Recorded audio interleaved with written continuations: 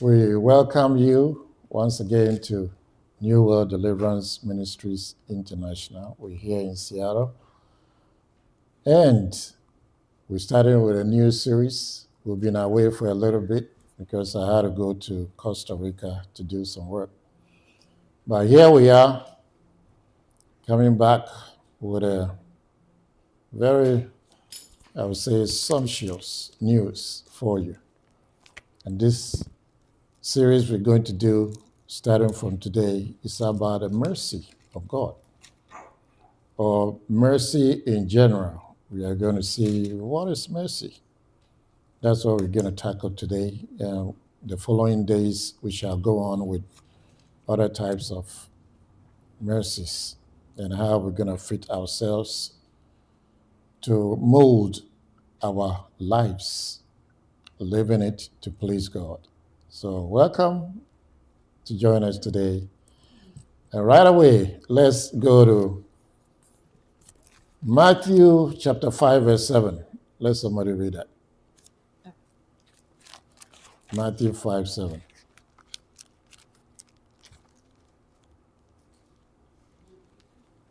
Matthew chapter 5, verse 7.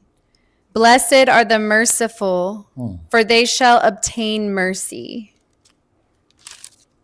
Again. Blessed are the merciful, for they shall obtain mercy.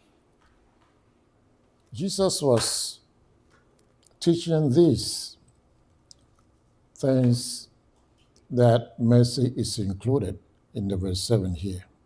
And we call it a general Sermon on the Mount. But this one sticks out so importantly for us. It says, blessed are the merciful, for they shall obtain mercy. In other words, in our society today, how do we look at mercy? What is mercy at all that it is so important to the Lord to bring it that if you become merciful, you shall also obtain mercy? So today we'll open with what is mercy. Now, according to dictionary and other interpretations of mercy, we realize that it's a medieval term, from the Latin word is merces or merced, which interpret as a price paid. It interprets as a price paid. In other words, something that is like a reward. If we come to the spiritual term, it's like a reward. So, in the French, they say merci, or, which in other words means pity. And in the heavenly realm, mercy also has meanings, and it's about the favor of God, and it's also about pity of God, and it's a heavenly reward. So we take a cue from how mercy is viewed by God for us to beef ourselves into worshiping Him. But with this short introduction to mercy, let's see how mercy is, seen in the eyes of the Lord. Let's go to Deuteronomy. Deuteronomy 7:9. Therefore know that the Lord your God, He is God, the faithful God, who keeps covenant and mercy for 1,000 generations with those who love Him and keep His commandments. Again. Therefore know that the Lord your God, He is God, the faithful God, who keeps covenant and mercy for 1,000 generations with those who love Him and keep His commandments. Therefore know that the Lord your God is God. He is faithful. He keeps covenant and mercies for 1,000 generations. Oh my goodness. for those who love him. In other words, mercy, like we've heard, is like a price paid. So let's suppose you stole something and you got caught. I mean, what must you be looking at for? Punishment. But mercy may come in and set you free, and maybe let you go with a warning. Don't do it again. Don't steal again. But grace is a little different from mercy, because grace is like, maybe I want to write some exams and I'm struggling with some part, and somebody comes and helps me, and I can see that there is a reward if I'm able to do this thing. But because the person came to help me, I was able to understand and pass my exams and receive the reward. So yeah, similar but a little different. For mercy, you deserve punishment, but your punishment is forgone, and you are, set free for what you should have been punished for. Let's see how the Lord's mercies, works in our lives. Go to Lamentations.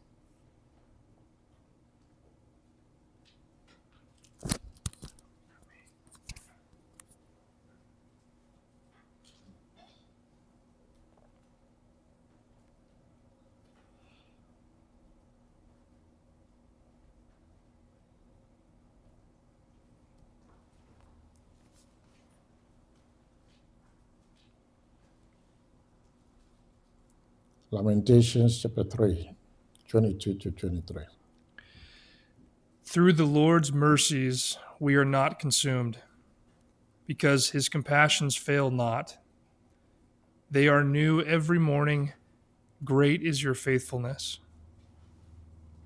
Again, Through the Lord's mercies we are not consumed, because his compassions fail not. They are new every morning. Great is your faithfulness. through the Lord's mercies we are not consumed. In other words, had it not been the mercies of the Lord, me and you, we probably wouldn't be living. Even if we are living and we died, if there was no mercy from God, we'll probably land up in hell. But for the Lord's mercies, we keep living. Say we are not consumed, because mercy has brothers and sisters. One of the brothers is compassion, and one of the sisters is forgiveness. So mercy has brothers and sisters, so that when we receive mercy, we can receive compassion and forgiveness also. Wow. And that is why me and you, we are living. You say, through the Lord's mercies, we are not consumed, because the Lord forgives us. And the Lord, instead of punishing us, he lets us go with a warning. Don't do that again. But do we still continue sinning? We shall see later on. All right, so let's see what Ephesians also said about mercy. Ephesians 2, verses 4 to 5. But God, who is rich in mercy, because of his great love with which he loved us, even when we were dead in trespasses, made us alive together with Christ. By grace you have been saved. Again. But God, who is rich in mercy, because of his great love with which he loved us, even when we were dead in trespasses, made us alive together with Christ. Wow. By grace you have been saved. But God, who is rich in mercy, because of his great love, which he has loved us, because of his mercies, we are who we are today because of his mercies. Wow. So mercy has a father too. And who is the father? Love. Because it's a great love, because of his great love, which he loved us. When we were dead in sins, he still made us alive together again. Like me and you, we have received forgiveness because we understood where we were or where we were going, that we'll end up where we never thought we'll be. Because hell was not made for human beings. It was made for Satan and his angels. But me and you, because we keep on sinning, and we're dead in sins. I mean, every day of our lives, we're just consumed with things that God hates, and we keep doing. But by his mercies, today, me and you, we are God's children by his mercies. He offered us grace. Wow, what a happening. Let's see what Peter also says. May I have permission to read 9 and 10? Yeah. So 1 Peter 2, verse 9 and 10. But you are a chosen generation, a royal priesthood, a holy nation, his own special people, that you may proclaim the praises of him who called you out of darkness into his marvelous light, who once were not a people, but are now the people of God, who had not obtained mercy, but now have obtained mercy. Oh my goodness. Again. But you are a chosen generation, a royal priesthood, a holy nation, his own special people, that you may proclaim the praises of him who called you out of darkness into his marvelous light, who once were not a people, but are now the people of God, who had not obtained mercy, but now have obtained mercy. See the work of mercy making our lives as we should see it. He said we are what? Chosen people. Now we did this thing, or we did this series about divine election. It's because of the mercies of God that me and you, we have become divine elected people. Because of his mercies, he didn't condemn us to go to hell. Rather, he has succored us from the hands of our strong enemies. And now we are on the road as candidates for heaven, living to please him. So those of us who missed the Divine Election series, you have the opportunity to revisit and hear as much as you can. It will be for your edification. So say, once we are not people, but now we are God's people, who were shown no mercy hitherto, but now we have received mercy. Now, see how important mercy is? So this subject of mercy that we are coming to deal with, I pray that all of us, we can open our minds and our hearts to receive what God has for us and take in all the teachings so that we can embed them in our lives and live it for our good and to the glory of our Father God. Let's see what Luke also said about it. Luke 6:36. Therefore be merciful just as your Father also is merciful. Again. Therefore be merciful just as your Father also is merciful. Did we hear that? Therefore be what? Merciful. Just as what? Your Father. So if God is merciful by his mercies, we are not consumed. So he said, we too, we should be merciful. You see, we should flow in mercy. But how are we going to do that? Well, we shall look into all that when the time comes.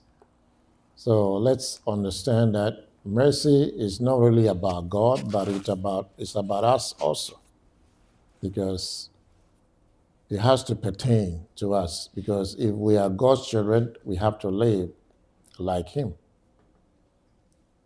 We can't disgrace our Father. He is merciful and we are not merciful. It shouldn't be like that.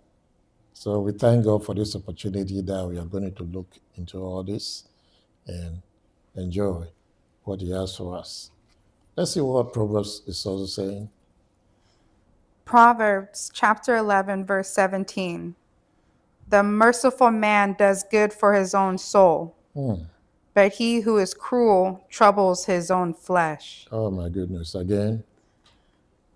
The merciful man does good for his own soul, but he who is cruel troubles his own flesh. Wow. In other words, if you're a true child of God, this is not or should not be your portion. Cruelty. Because He said, a merciful man does good for his own soul, but he who is cruel troubles his own flesh. Cruelty and mercy. Can we find this in our society these days? Is it rampant or is it lacking? Or where is it? Where is mercy and where is cruelty in our times? Well, He said a merciful man. So I pray that everybody should have some mercy in your heart. Some people have, some people don't. Because the opposite of mercy is what? It's cruelty. So you better have some mercy. At some point in time, you'll need mercy. So if you don't have it and you're always cruel, who's going to give you mercy? So we see that our God is merciful. How about us? Wow. Let's Proverbs 14 also saying. Proverbs 14:21. He who despises his neighbor's sins, but he who has mercy on the poor, happy is he. Again. He who despises his neighbor's sins, but he who has mercy on the poor, happy is he. Wow. He who despises his neighbor's sin. You know how they despise? I mean, if you are despising your neighbor's sin, you'll be the guy who will always be like that. You point at your neighbor. Oh, he or she did this.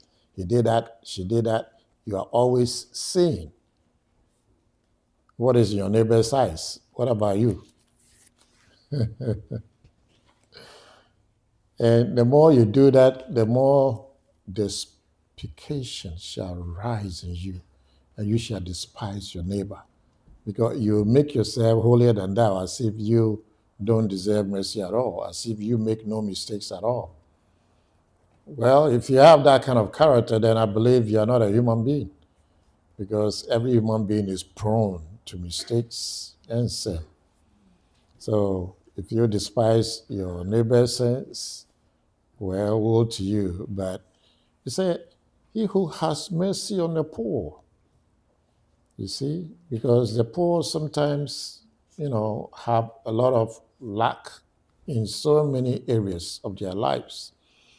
But because of mercy, you shall go and be a helper, a lending hand to them in every area you can find to soothe their suffering. So God is saying what? Blessed are you. And as you have mercy on the poor, He's going to make you what? He's going to make you happy also. Wow. Let's see what Father James is also saying. James 2:13. For judgment will be merciless to one who has shown no mercy, but to the one who has shown mercy, mercy triumphs victoriously over judgment. Again. For judgment will be merciless to one who has shown no mercy. But to the one who has shown mercy, mercy triumphs victoriously over judgment. Wow. For judgment will be merciless to one who has shown no mercy. Wow. And this is God's own mind telling us this, that if you are merciless in this world, well, who will betide you? Your time will come. And what is going to be to you? You shall have mercilessness with God also. Therefore, mercy should be allowed to triumph in our lives. Because we can't stand God's judgment. See what it says? He said, for judgment will be merciless to one who has shown no mercy. Wow. Because why? Mercy will always have the edge in the sight of God and in the heart of God. So mercy triumphs over judgment. Wow. So let's let mercy be victorious in our lives, because mercy is so important to God. We got to understand what it is and see that it is actually hidden in us, and we can bring it out from its dormant state and get it active, because God has put some of his qualities into us. So every human being should have or has an attribute of mercy in him or her. Every human being. But along the line, some of us become so hardened, we just throw mercy out of the window and we allow cruelty to find a better side of us. And that's why we are doing this series about mercy. We hope that as we have heard these few things, there are more that we can see or we are coming to know. And I pray that we shall take this series serious and allow our lives to have mercy flowing and overflowing in us, so that we can always remember that it is God who first showed us mercy. So let us also learn to be merciful. Because without mercy, we cannot enter God's kingdom and live in it. Because God's kingdom is a merciful kingdom. God took pity upon us and has been merciful unto us. And that's why he wants us also to be merciful. So if people will not be merciful to others, what right do they have to expect that God will be merciful to them? You see? So let's learn this very important thing, that every Christian at least should remember, that mercy and being merciful is part of God's kingdom. Now, somebody read me Psalm 136. It's 1 to 6. Psalms 136. Yeah. 1 through 6. Mm-hmm.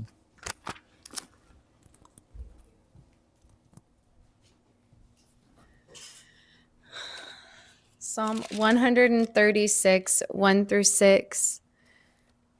Oh, give thanks to the Lord, for he is good, for his mercy endures forever.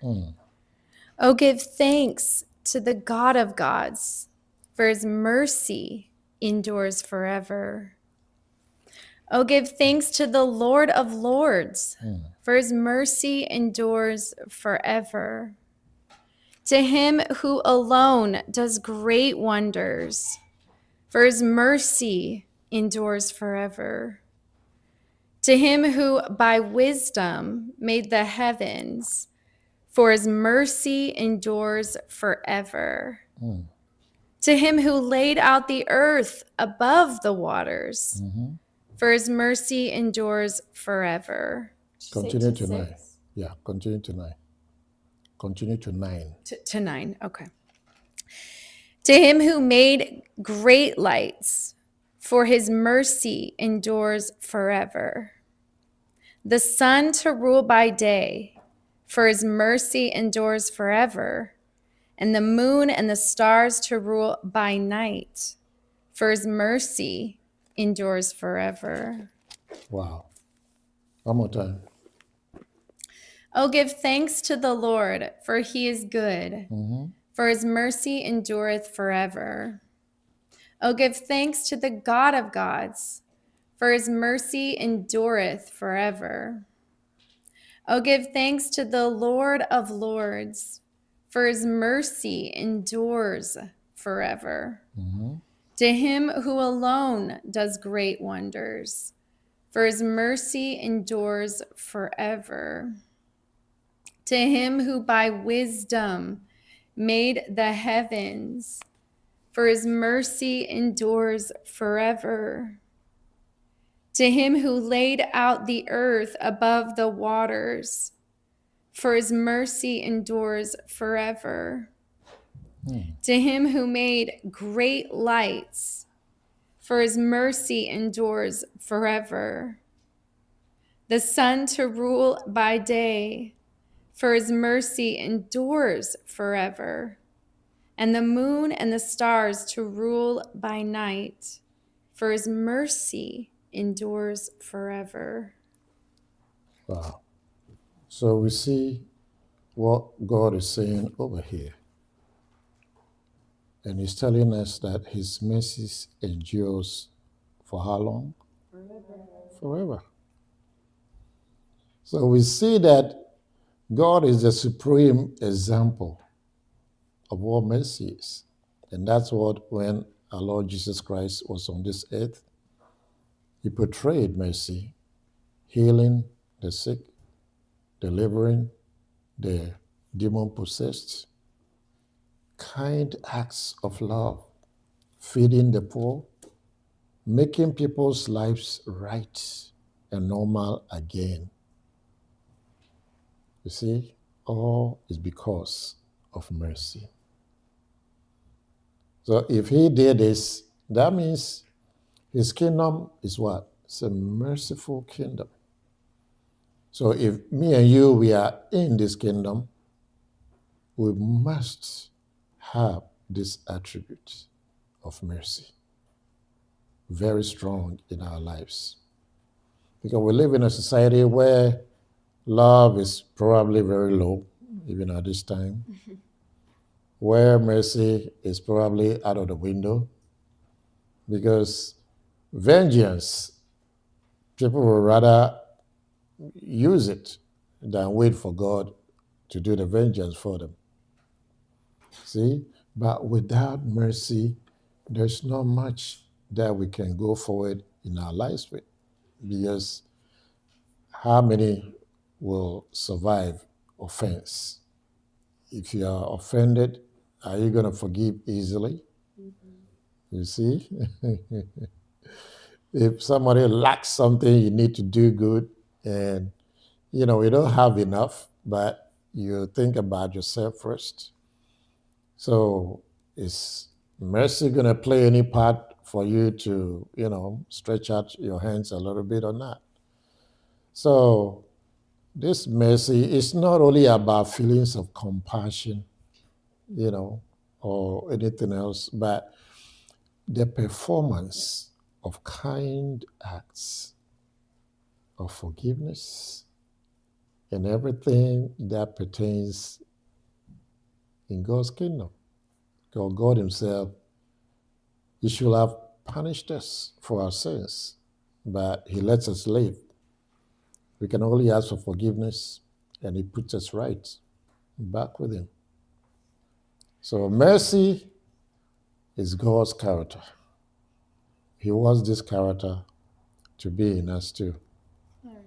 So I don't know about you, but I need mercy from God. How many also need? I do. Good. To give it. So if we all need mercy from God, then let's understand that mercy is a big component in our lives. You know, when you go to Exodus chapter 33, somebody read that. Exodus 33, 10 to 19. Yeah. See, Timo, if you can find it, read it quick for us. Exodus chapter 33, 10 to 19. 33, Yeah. 10 to 19. Yeah. Exodus 33. Exodus 33, 10 to 19. Mm-hmm. All the people saw the pillar of the cloud standing at the tabernacle door. And all the people rose and worshipped, each man in his tent door. So the Lord spoke to Moses face to face, as a man speaks to his friend. And he would return to the camp, but his servant Joshua, the son of Nun, a young man, did not depart from the tabernacle. Then Moses said to the Lord, "See, you say to me, 'Bring up this people,' but you have not let me know whom you will send with me. Yet you have said, 'I know you by name, and you have also found grace in my sight.' Now therefore, I pray, if I have found grace in your sight, show me now your way, that I may know you, and that I may find grace in your sight.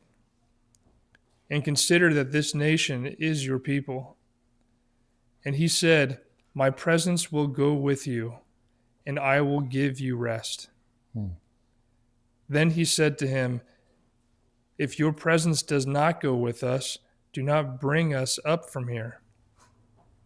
For how then will it be known that your people and I have found grace in your sight, except you go with us? So we shall be separate, your people and I, from all the people who are upon the face of the earth." So the Lord said to Moses, "I will also do this thing that you have spoken, for you have found grace in my sight, and I know you by name." Wow. And he said, "Please show me your glory." Then he said, "I will make all my goodness pass before you, and I will proclaim the name of the Lord before you. I will be gracious to whom I will be gracious, and I will have compassion on whom I have compassion." Read 19 again. Then he said, "I will make all my goodness pass before you, and I will proclaim the name of the Lord before you. I will be gracious to whom I will be gracious, and I will have compassion on whom I will have compassion." Wow. Look at how the Lord is making mercy, as he described it. I'll be gracious and will show mercy on whom I will show mercy. Wow. In other words, he alone has the prerogative to give you mercy. So, if you are merciful, you receive mercy from me, God. If you are cruel, well, there's something else you'll pay the price for. But because I will show mercy and I will be gracious also unto you, that is what God, I have. So he's telling Moses that I will make all my goodness pass before thee, and I will proclaim the name of the Lord before thee, and I will be gracious to whom I will be gracious, and I will be merciful, or I will show mercy to whom I will show mercy. Look at how the Lord looks at mercy. Because if Moses did not find favor and mercy before God, you think God will happened to use him for his glory? No. But he's making Moses understand and know that he is a God who shows mercy.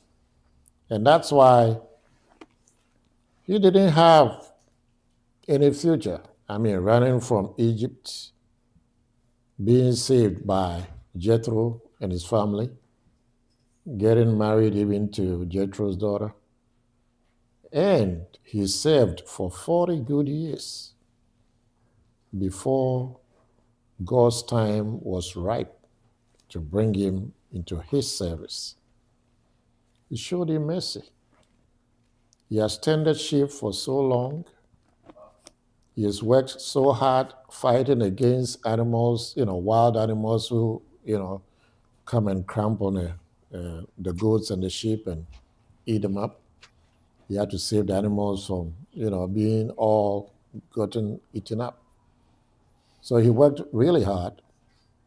But upon all that, God had been watching him, because the God who knows you knows when to let his mercies bring you to where he wants you to be. And when Moses' time was up, he showed him mercy. He pulled him up to the mountain and made him have a sweet encounter, to the extent that when he was ready to send Moses, he said, "Oh, I don't even know how to talk." And what did God say? Who made a mouth? You see? Who made you? Even the place you are standing is what? It's a holy ground. So take off even your shoes. Wow. So God's introduction to even Moses was amazing to me. Wow. It is because God watches each one of us and knows when his mercies will open up to us, so that we can know that indeed I should have died from this, but I didn't. I'm still alive. Glory to his holy name. So you might not know God, but he's merciful, in that when he shows you mercy by making you hear his word, grab it with all of you, your spirit, soul, mind, and body, and let his mercy become a property for you. Hallelujah. So you out there, I just want to bring you here today to introduce you to the mercy that we are going to study. There's a lot that we shall go through. People who are even shown mercy in the Bible, and comparing it to our world today. Amen. How many of us are really merciful in heart? How many of us take pity for real? Not just taking pity as an excuse to, make somebody, be belittled somehow. But true mercy and true pity, the godly kind that does things and doesn't ask for anything in return. So we're going to look into all that. So I just want to bring you here today for this introduction. And I believe that everybody has some kind of mercy in your heart. So we're going to talk about it so that it will come out from you and be active towards your fellow human being. May the Lord bless his word today, and may you have a good one in Jesus' holy righteous name.